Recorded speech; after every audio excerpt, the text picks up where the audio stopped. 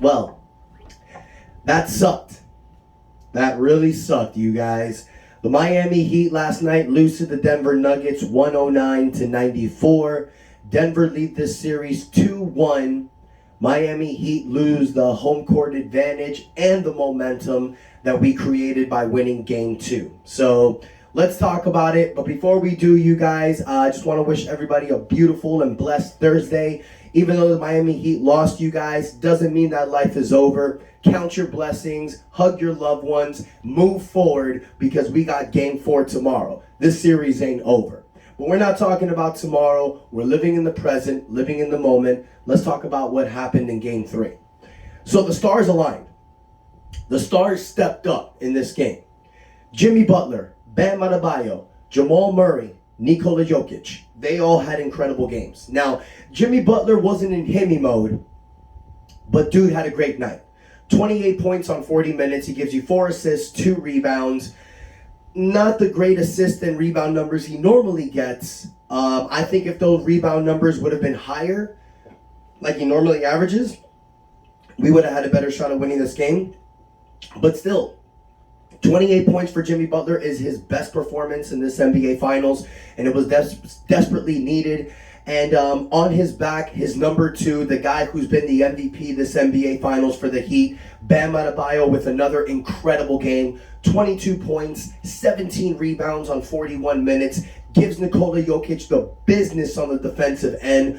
But it wasn't enough, you guys, because the Joker and Murray dominated. You know, Joker had 32 points, 21 rebounds, 10 assists, another triple-double. And then Jamal Murray has a triple-double as well. 34 points, 10 rebounds, 10 assists. You have 2 players that drop a triple-double. They were unstoppable last night. But because Bam and Jimmy were playing so good, you kind of think, okay, these 4 guys are stepping up. This game is going to be about who's the next man. Who's the third guy from each team that just takes over? And I'm thinking after Caleb Martin hits those 8 points in the second quarter, it was like a minute and a half span where he just gives you 8 quick points and you're thinking, okay, Caleb is back. He finishes with 10. Duncan Robinson doesn't really do anything all night. Towards the fourth quarter when we were down, gives you a few threes. He gives you 9 points. Kyle Lowry, 9 points on 29 minutes. Nobody in the Heat besides Bam and Jimmy really stepped up to the challenge. Everybody was playing like they did in the regular season. Over on Denver, though, they had a few guys that stepped up. That's why they won. You got Aaron Gordon with a double-double, 11 points and 10 rebounds. Rebounds is what killed us in this game. Bam has 17 rebounds, but besides that, the person that got the most rebounds was Max Strus with 4. Pathetic.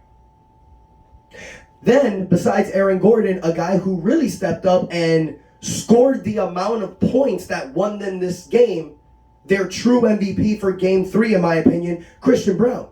Gives you 19 minutes with 15 points off the bench. Gives Denver some crucial points, crucial minutes. Christian Braun is the reason why they won that game. Because if you look at the score, 109-94, that's all Christian Braun. Had Miami controlled Christian Braun and taken away some of those possessions, we would have had a shot to win. That's what this game was all about, you guys. When your 2 stars on one side and the 2 stars on the other side are stepping up and dominating, it's all about who plays better, who wants it more, but about that extra guy on each team. Now, we've seen it all playoff series. The Miami Heat role players usually step up. We usually get a big game from either Caleb Martin, Gabe Vincent, or Max Strus. None of them had great games. Now, there's a few reasons. With Gabe Vincent's side, there's a man by the name of Tony Brothers, the NBA referee. Gave Gabe Vincent 3 fouls in a span of 3 minutes in the second quarter. 2 fouls on the span of the first quarter, back-to-back, and then another quick foul that took him out in the first half. Gabe Vincent only gave you 11 minutes in the first half. Kind of hinders his offense. There were so many BS calls that I saw last night, but you know what? At the same time, Denver could argue about that in Miami's favor in game 2. But I saw a lot of calls last night, fouls called by Miami, that were not fouls at all. This is the NBA Finals. You let these guys play. This little ticky-tack fouls where Jokic gets the rebound and a 6'2" Gabe Vincent has his elbow on him and he flops. They call it a foul. Let him play. Let these guys play. And I'm not just saying the calls on Denver side, Miami side too. Let these guys play. It's the NBA Finals. Let them be a little physical. That's just the way it is. But I guess that's not the NBA we play in today, you guys. So Denver really stepped up. Denver really did. I mean, in the first half, this game was very competitive. Miami was only down by 5 in the second quarter. You thought that the Heat could really pull this off last night. And it felt great. Last night, I just kept feeling that the Heat were going to get this win. It's in Miami. This is the first home game in the NBA Finals for the Heat since 2014. Dwayne Wade was in the building, gave Jimmy Butler a little motivational speak before the game. You had this feeling that the Heat were going to take it. But that is how good Denver is. That is how lethal Jamal Murray is. That is how dominant Nikola Jokic is. And that's how great this Denver team is. But like I said earlier, you guys, series ain't over. Miami's got to come back in game 4 and take over. We need bigger production from our players. That's an obvious thing to say. With Jimmy Butler and Bam Adebayo having a game like this yesterday, we should have won this game. This should have been a dub for the Miami Heat. But everyone else couldn't step up for the challenge. So in game 4, we're playing with our backs against the wall. If we lose game 4 and you go back to Denver in game 5, it's a problem. So Miami need to strap in, lock in, get ready, and win game 4. You win game 4, this does become an even match series again. And then it's just the best of 3. This is an incredible series, you guys, but it's sad because I'm sure that the whole media outlet today is going to talk about how much of a better team that Denver is. And you know what? On paper, you can actually say that's the truth. Because the 2 games that Denver won were by over 10 points. The game that we won in game 2, we won by 3.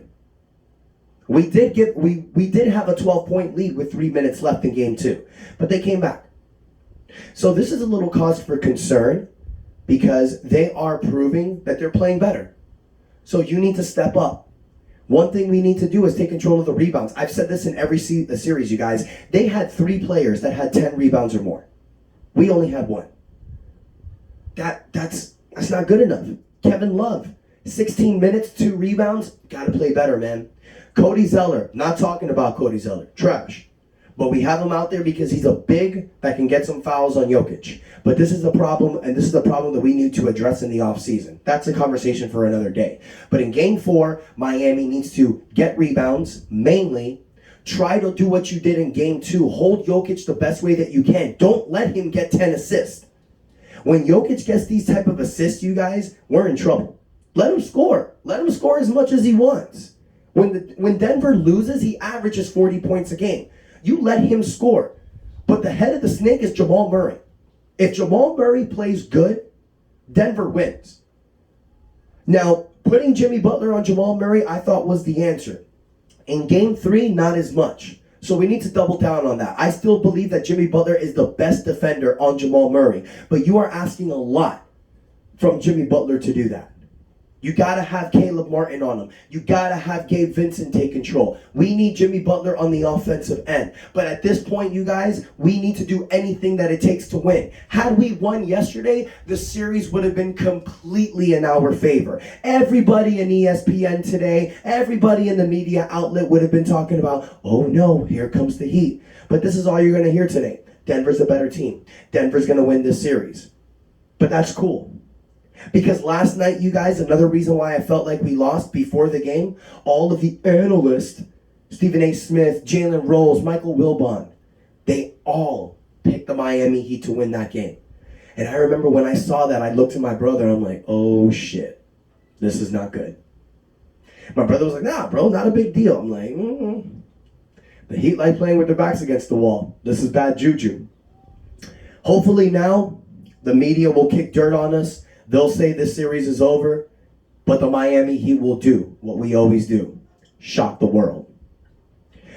Have no fear, Heat fans. Your boy is Ernest here. I'm going to keep you guys positive and motivated moving forward. And before I close out this video, I got one more message. Denver fans, take a lesson from New York, Milwaukee, and Boston. Before you want to come in my comments and talk that crap, and I know you will, I saw y'all after game 1 flooding my comments. But it was ghost town after game 2. So if you Denver fans want to be on the comments and start trolling, go the hell ahead. But if you do that, you're proving I'm right with everything I say about you, Boston fans, Milwaukee fans, New York fans. You ain't real people. You just talk shit when you're winning. Like Michael Jordan says in The Last Dance, it takes a real man to talk shit when the score is tied or when they're down. And we've seen all series, that's what the Miami Heat do. When they're down, they talk shit. When the score's tied, they talk shit. When they're winning, they talk shit. That's a sign of a real person, a real man. So Denver fans, you want to troll? Go ahead. But troll when you lose also. Be a real person. Ladies and gentlemen, boys and girls, the Miami Heat season is not over. Game 4 tomorrow. I'm predicting a Miami Heat victory. All Denver has done is pissed us off. Erik Spoelstra's going to scheme. We will find a way to win. Have no fear, you guys. Miami Heat and your boy Ernest is here. See you guys next time. Take a moment, y'all. Like the hit the like button if you like what you've seen. Comment. Let me know your thoughts. But most importantly, y'all, please hit that subscribe button. And until next time, it's your boy Ernest out. That's enough said.